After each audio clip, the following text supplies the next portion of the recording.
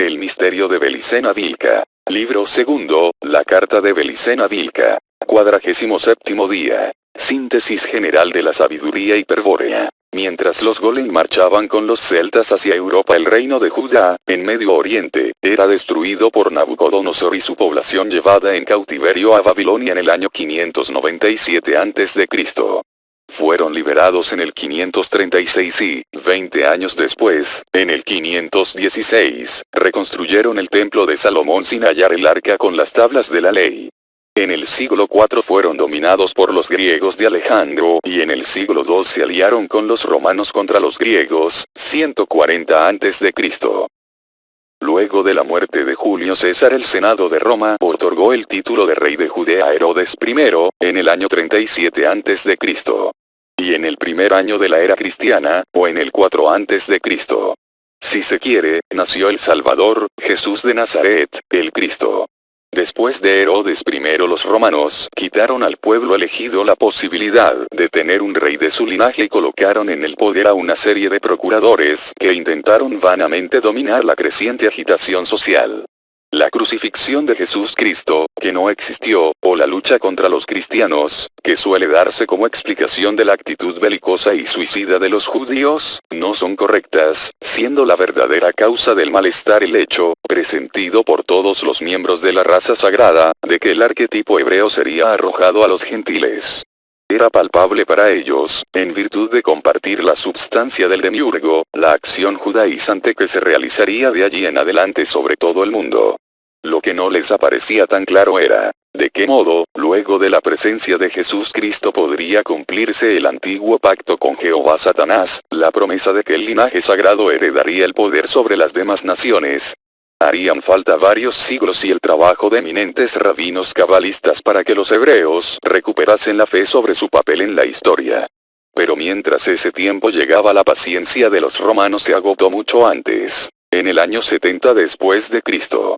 El general Tito destruyó Jerusalén, el templo de Salomón, y dispersó a los judíos por todos los rincones del Imperio Romano. Con la diáspora del año 70 comienza la historia moderna del pueblo elegido, cuya culminación está por producirse en nuestros días, cuando la sinarquía transfiera a sus manos la totalidad del poder mundial. Cuando en el 313, el emperador Constantino el Grande reconoció al cristianismo como religión oficial del Imperio Romano, se inició una época difícil para la raza sagrada. El motivo era que en los pueblos recientemente cristianizados predominaba más el recuerdo de sangre de Cristo Lucifer que el arquetipo judaico de Jesús Cristo, hecho que casi siempre desembocaba en un generalizado sentimiento antijudío. Aunque a la larga terminaría por triunfar la permanente influencia del rayo geotopocéntrico de Jesús Cristo, por sobre el recuerdo hiperbóreo, y las masas acabarían judaizadas, mientras tanto la raza sagrada correría el peligro de ser exterminada. Pero la amenaza pronto sería conjurada.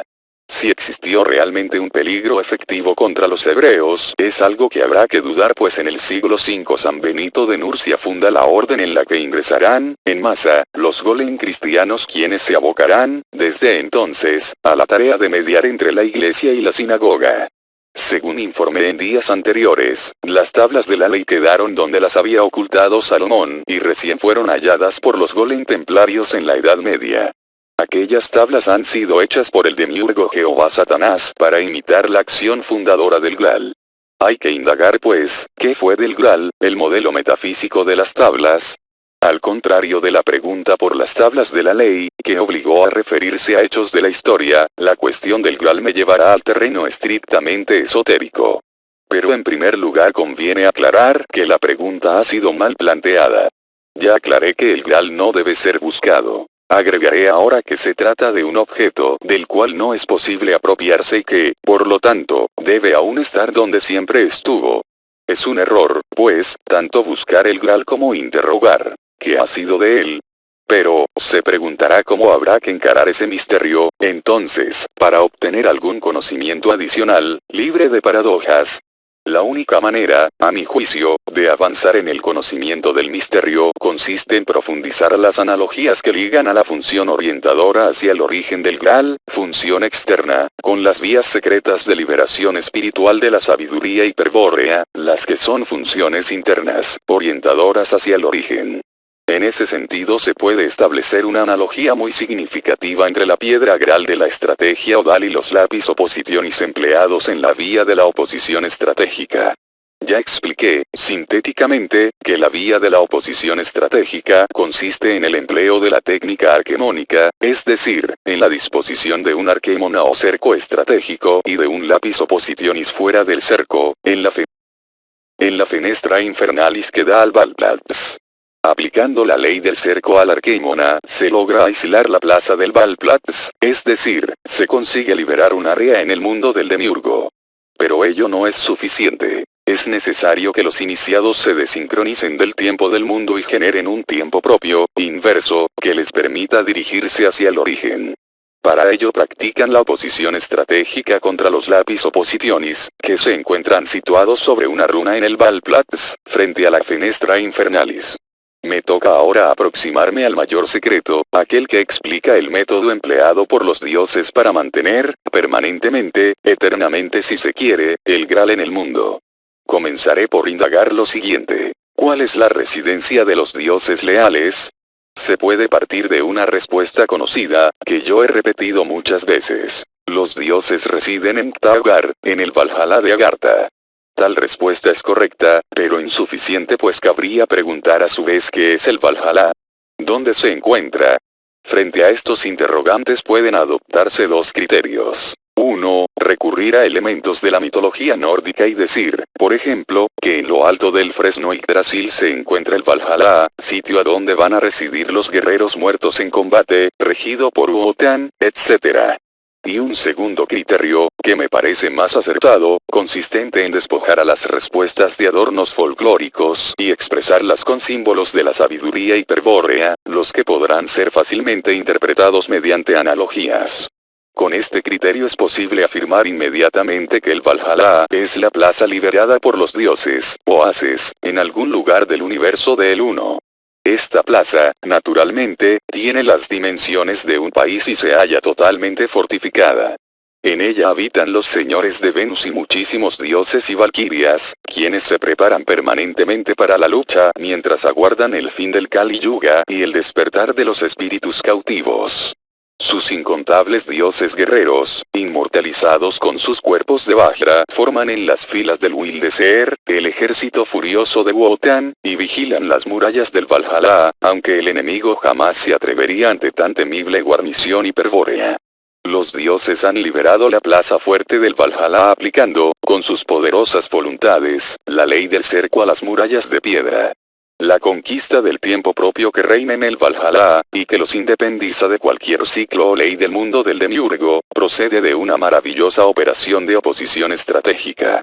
Pero, ¿cuál habrá sido la piedra, el lapis oppositionis, que los dioses emplearon en su estrategia hiperbórea? Desde que ocurrió el conflicto de los orígenes, hace millones de años, los dioses practican la oposición estratégica contra una preciosa gema extraterrestre facilitada a tal efecto por el gallardo señor, Christos Lucifer. Esa piedra se llama Graal. Und dieser Stein ist Graal genannt. Wolfram von Eschenbach. La relación analógica entre Arquemona y Valhalla se torna más evidente aún si se considera que éste posee una porta infernalis, equivalente a la fenestra infernalis de aquel. La porta infernalis es una abertura en la muralla que se encuentra permanentemente vigilada por atentos centinelas. Frente a la porta infernalis, pero fuera del Valhalla, es decir, en el mundo, se halla situado el Graal, sobre una bruna. Contra él, según se ha dicho, los dioses practican la oposición estratégica. Es necesario profundizar un poco más en la descripción de esta disposición, debido a su extraordinaria importancia para la aproximación al misterio del Graal. Ante todo, diré que el Graal, como un lapis oppositionis, fue depositado en el origen, sobre una bruna y aún sigue allí, sobre la bruna y en el origen.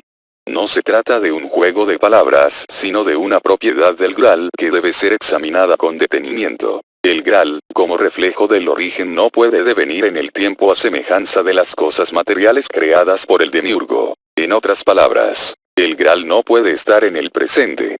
En verdad el Graal se halla en el remoto pasado, en aquel tiempo y lugar en que fue colocado, y por eso no debe ser buscado empleando movimiento y tiempo, para conseguirlo pues tal actitud apunta hacia el futuro, o sea en sentido contrario, tal como ya he explicado.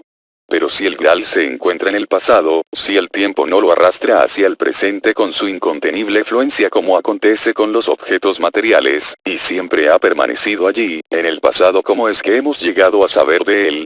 Y, lo más importante, cómo puede actuar en el presente, tal como lo exige la estrategia odal, prescindiendo del tiempo. Es decir, en virtud de qué elemento se conecta el Graal, desde el pasado con el presente, por ejemplo, con un líder hiperbóreo. La solución a estos problemas ha constituido, desde antiguo, un peligroso secreto, que ahora voy a tratar de revelar. El enigma se resuelve razonando de este modo. Si bien el Graal ha permanecido siempre en el pasado, propiedad que únicamente posee en el universo la gema de Cristos Lucifer, lo mismo no ha acontecido con la bruna que lo sostenía, y que todavía lo sostiene. He aquí el gran secreto. Mientras el Graal, reflejo del origen divino, permanece como tal situado en el origen, la bruna sobre la cual fue asentado ha atravesado los milenios y ha llegado hasta el presente. Por cierto que la bruna siempre está presente, lo que significa, en cualquier circunstancia histórica. Hablaré un poco de la bruna. Se la conoce como bruna del origen o bruna de oricalco, pero cabe aclarar que tales nombres no solo designan al símbolo de la bruna, sino también a la piedra terrestre que fue asiento primordial del Graal. Por eso cuando en la sabiduría hiperbórea se hace alusión a la bruna de oricalco, de lo que en realidad se está tratando es de una piedra, muy antigua, color azul violeta, en la que los dioses engastaron un signo brúnico de oricalco. Se hace necesario, pues, conocer la procedencia de la misma y el motivo de su construcción.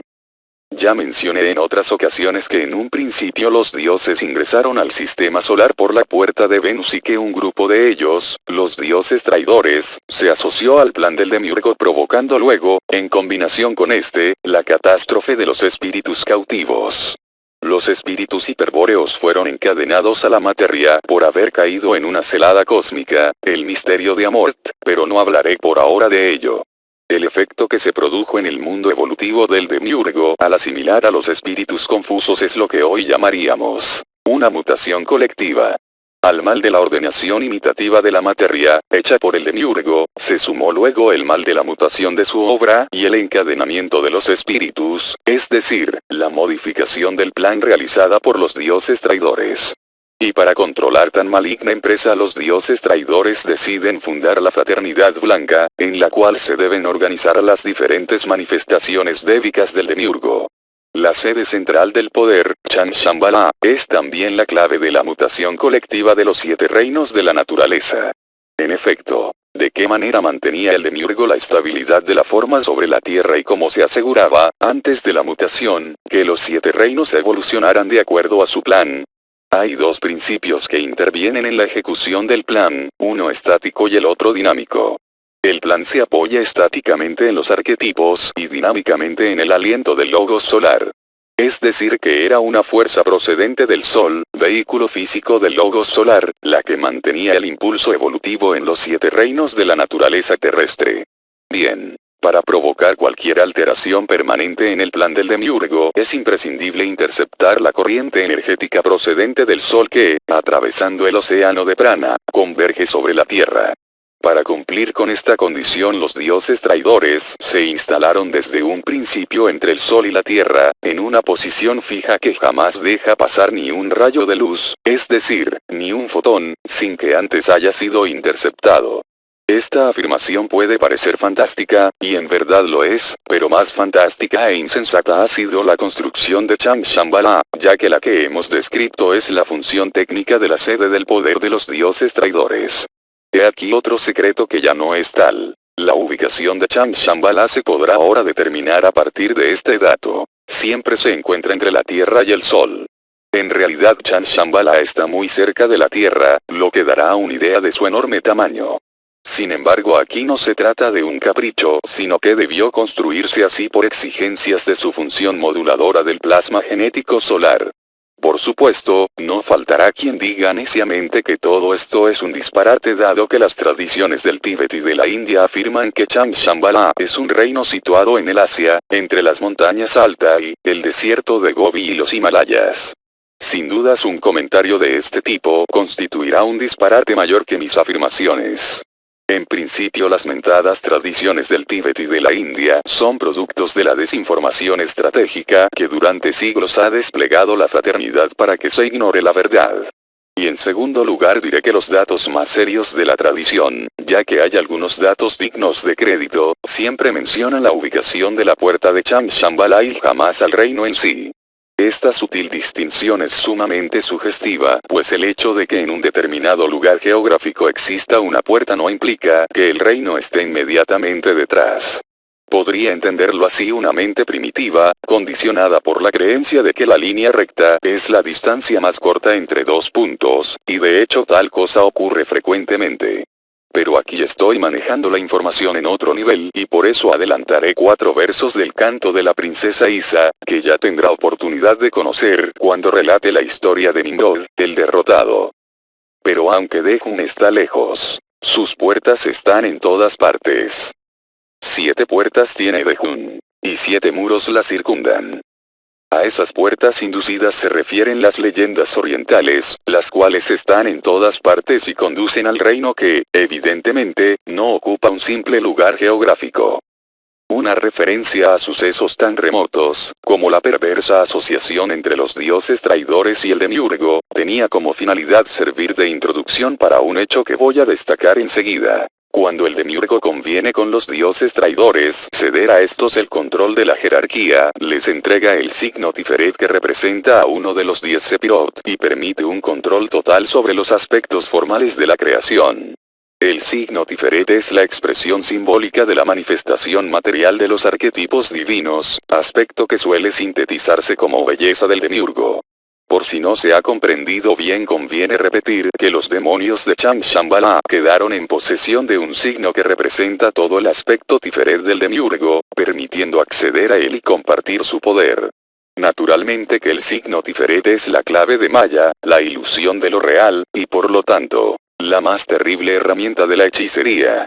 Quien observe el signo Tiferet, el cual es bastante complejo, desde el mundo, es decir, encarnado kármicamente, corre el riesgo de abismarse inmediatamente perdiendo todo punto de referencia y por consiguiente la razón. Por tal motivo la sabiduría hiperbórea recomienda aplicar la ley del cerco al signo Tiferet para poder observarlo sin peligro. No está de más señalar que en toda ofensiva hiperbórea contra los demonios de Changshambala tarde o temprano se produce una confrontación con el signo Tiferet dado que se confía en su nefasta influencia para vencer a los hombres despiertos.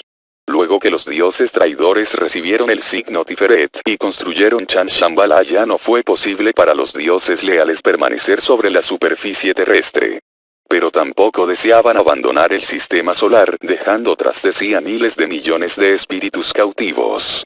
Y entonces planificaron la estrategia Odal. Pero antes ¿qué cuadro presentaba un espíritu cautivo? Básicamente la pérdida del origen y la inconsciencia consiguiente, es decir, la pérdida del tiempo propio. El encadenamiento a la materia parte fundamentalmente del encadenamiento al inmanente fluir de la conciencia del demiurgo, o sea de la sincronización al tiempo del mundo. Los espíritus cautivos, ligados al tiempo, iban a tardar millones de años en recuperar su conciencia, si es que algún día lo lograban. En esas circunstancias los dioses, en una maravillosa exhibición de valor e intrepidez, dan comienzo a la estrategia Odal. El primer problema que debían afrontar era mantenerse independientes del tiempo, pero no fuera de él, ya que tendrían que seguir de cerca las desventuras de los espíritus cautivos para ayudarlos a evitar la confusión estratégica y, eventualmente, rescatarlos. Por otra parte, la independencia del tiempo era necesaria para que los dioses pudieran conservar su propio tiempo, su conciencia del origen, pues de otro modo correrían el riesgo de caer también en el gran engaño. Pero, en tanto se sucedieran los eones, los dioses deberían disponer de un sitio agradable, apto para ser ocupado y defendido por una guarnición de terribles guerreros estelares. Estos eran los problemas principales. Había otros, pero los pasaré por alto en homenaje a la brevedad. El procedimiento a seguir fue el siguiente. Los dioses leales buscaron un sitio de la tierra conveniente para sus propósitos. Como tal sitio iba a desaparecer, luego de la oposición estratégica, no lo escogieron dentro de un continente pues ello habría ocasionado quizá un cataclismo, que retrasaría aún más el destino de los espíritus cautivos. En cambio buscaron entre las islas y eligieron una de ellas, situada en lo que hoy sería el extremo septentrión, pero que en aquellos días era una zona tropical, procediendo enseguida a acercarla. Siendo una isla enorme el trabajo a realizar, para construir una ciclópea muralla de piedra en todo su perímetro, parecería hoy una tarea imposible. Pero la sabiduría hiperbórea que disponían los dioses, les dio las soluciones para acabar rápidamente con tal trabajo, y en poco tiempo un colosal muro transformaba la paradisíaca isla en inexpugnable fortaleza. No es posible describir la arquitectura extraterrestre de los muros, pues me perdería en explicaciones y no adelantaría mucho. Solo diré que, en algunos tramos la construcción era semejante a la fortaleza preincaica de Sacsayhuamán cerca de Cusco, en Perú, pero tal semejanza, debo decirlo también, era muy aproximada, ya que Sacsayhuamán es aún demasiado humana. En la muralla practicaron una sola abertura, cosa que sorprenderá a quienes no conozcan los principios estratégicos de la sabiduría hiperbórea. Y fuera de esta abertura, que ya he nombrado con una denominación moderna, Porta Infernalis, se colocó la bruna de Oricalco. Llegó el momento pues de volver sobre el mayor misterio. El gran jefe, Cristos Lucifer, audazmente instalado en un lugar impensable, atrás de Venus, como sol negro o expresión del origen, decidió responder a la vil conspiración de los dioses traidores con un acto de guerra. Para cumplir con su voluntad fue que los dioses liberadores ocuparon la isla y la amurallaron iniciando la estrategia Odal. Pero la estrategia Odal tenía por objeto despertar y orientar a los hombres, individual o racialmente, ya lo hemos dicho. Entonces, ¿en qué consistía el acto de guerra con que respondía Cristos Lucifer a la traición de los dioses de Chang Shambhala? Concretamente, el golpe de guerra estaba dado por el Graal. La gema hiperbórea, quitada de la frente del gallardo señor y asentada en el mundo del demiurgo, impediría a los demonios negar el origen divino del espíritu, ya que su inempañable brillo despediría en todo momento los reflejos de la patria primordial. El Graal, al divinizar los linajes hiperbóreos, constituía el desafío mayor pues amenazaba con enviar al fracaso los planes infernales. El conflicto sería, desde entonces, eternamente planteado por todo aquel que lograse despertar, cualquiera fuese el infierno en que se encontrase, ya que el Graal sería sentado en el plano físico, es decir, en la más baja de las regiones infernales, y su brillo sería visto desde todos los rincones del mundo, incluido el plano astral y todos aquellos purgatorios que los demonios preparan allí para engañar a los espíritus. Aún en aquellos planos tan sutiles de las mónadas emanadas por el demiurgo, donde también hay espíritus hiperbóreos completamente idiotizados, a quienes se ha hecho creer que deben permanecer allí mientras sus otros cuerpos, más densos, evolucionan. Por último el Graal era, si se me permite la metáfora, un guante arrojado a la cara de los demonios, para un desafío al cual estos, por su cobardía, no serían capaces de responder. Pero no era tan sencillo lograr que el Graal, una vez ingresado en el plano físico, permaneciese simplemente ubicado en un lugar, por ejemplo en un altar. Por su carácter atemporal, como reflejo del origen, el Graal cual verdadero diluyente universal, lo atravesaría todo y se perdería de vista, especialmente si para quien le mirase transcurriese el tiempo del mundo. El Graal no puede ser asentado sobre ninguna substancia que fluya a impulso del aliento del Logos, es decir, que fluya temporalmente, pues se perdería en el pasado, ya que su esencia está siempre en el origen. ¿Qué hacer? Hay que preparar un asiento material de manera tal que soporte al Graal aunque éste permanezca en el pasado y aunque el tiempo del mundo transcurra efectivamente para dicho asiento. Puede construirse algo así.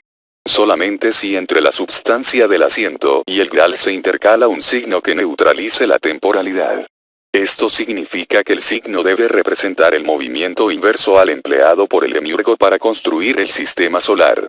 Un signo así, que es el colmo de los símbolos heréticos, fue empleado por los dioses para construir el asiento del Graal, al cual he llamado bruna de Oricalco. Atención a esto porque lo diré una sola vez. De la bruna de oricalco, que es un signo muy complejo y de tremendo poder mágico, se deriva previa mutilación y deformación, la runa esvástica, de la cual se han escrito tantos disparates. Para construir el asiento del Graal se optó por una piedra cristalina de color azul violeta, semejante a una gata. En su parte superior, en una zona ligeramente cóncava, se engastó una bruna de oricalco hábilmente cincelada por los dioses leales. Y una vez concluido el asiento, se lo depositó fuera de las murallas de la isla, en dirección a la Porta Infernalis, pero a muchas millas de allí, en una región continental. Será difícil que alguien pueda imaginar el maravilloso espectáculo del Graal descendiendo en los 7 infiernos. Tal vez si se piensa en un rayo verde, de brillo cegador e influencia gnóstica sobre el vidente, ante quien los demonios giran sus fieros rostros helados de espanto. Un rayo que, cual hoja segadora de invencible espada, va rasgando los 400.000 mundos del engaño buscando el corazón del enemigo. Una verde serpiente voladora que porta entre sus dientes el fruto de la verdad, hasta entonces negada y ocultada. Si se piensa en el rayo, en la espada, en el fruto, en la serpiente, tal vez así sea posible intuir lo que ocurrió en aquel momento crucial cuando la verdad fue puesta al alcance de los espíritus cautivos. Sí, porque desde que el Graal se asentó sobre la bruna de oricalco, el árbol de la ciencia quedó plantado al alcance de aquellos que, completamente confusos, vivían en el infierno creyendo habitar un paraíso. De ahora en adelante podrían comer su fruto y sus ojos serían abiertos. Aleluya por Cristo Lucifer, la serpiente del paraíso. Aleluya por aquellos que comieron del fruto prohibido, los hombres despiertos y transmutados. ¿Cuál fue el siguiente paso de los dioses? Previamente a la caída del Graal, pero cuando este fenómeno ya estaba ocurriendo en otros planos, aplicaron la ley del cerco a las murallas de la isla, aislando el área interior de la exterior. Para comprender el efecto que tal acción estratégica produjo, hay que tener presente que esa era la primera vez que se liberaba una plaza en el sistema solar. Cuando un anillo de fuego pareció brotar de las imponentes murallas, y ya no se vio más hacia el interior de la isla, envuelta en una extraña nube vibratoria y flamígera, el demiurgo comenzó a sentir amputada su substancia. La estrategia de los dioses apuntaba a ganarle, no solamente el área plana de la isla sino también su relieve, sus montes y valles, sus lagos y bosques, sus vegetales y animales. La isla, país vasto, era también una gigantesca arca de Noé que debería recibir durante milenios a los hombres que lograsen despertar y huir de las cadenas materiales, y también a aquellos que se hubiesen transmutado luchando a muerte en las batallas. Todo un país sustraído al control inmanente del demiurgo era una experiencia nueva, pero, como quiera que esto hubiese sido posible, lo cierto es que la isla continuaba allí, oculta por una barrera de fuego pero en el mismo lugar. Es por eso que la reacción del demiurgo hizo temblar la tierra, buscando afectar de algún modo aquel fenómeno incomprensible y recuperar el dominio de la plaza. Terribles maremotos agitaron los mares adyacentes, y vientos nunca vistos soplaron inútilmente contra las titánicas murallas. El cielo se oscureció por las nubes de ceniza de volcanes súbitamente despiertos, y el fondo del océano amenazaba con partirse e intentar tragar a la isla liberada. El mundo parecía haber enloquecido, mostrando el espectáculo terrorífico de todas las fuerzas de la naturaleza descontroladas, cuando, como si fuese el colmo de las abominaciones, el Graal descendió sobre la tierra. ¿Qué podría agregar para dar una idea de lo que sucedió allí? Ya dije que es muy difícil describir, y hasta mencionar, un suceso que generó una irritación perpetua en los demonios. Tal vez este comentario le diga algo, doctor, si recuerda las explicaciones cabalísticas de Vera y Birsa. Al caer el Graal sobre la tierra, más allá de los 370 veces 10.000 mundos, el gran rostro del anciano lanzó un aullido de horror que aún se oye reverberar en los confines del cosmos. No bien el Graal se hubo asentado sobre la runa de oricalco, los dioses leales practicaron la oposición estratégica logrando, ahora sí, que la isla amurallada se tornase invisible, desapareciendo para siempre de la superficie terrestre. De allí en adelante los hombres dormidos hablarían del Valhalla, la morada de los dioses, y también de Hiperbórea, la isla tragada por el mar, pues el mito original, transmitido carismáticamente por los dioses, ha sufrido distintas caídas en el exoterismo debido a la impureza de sangre de los hombres dormidos.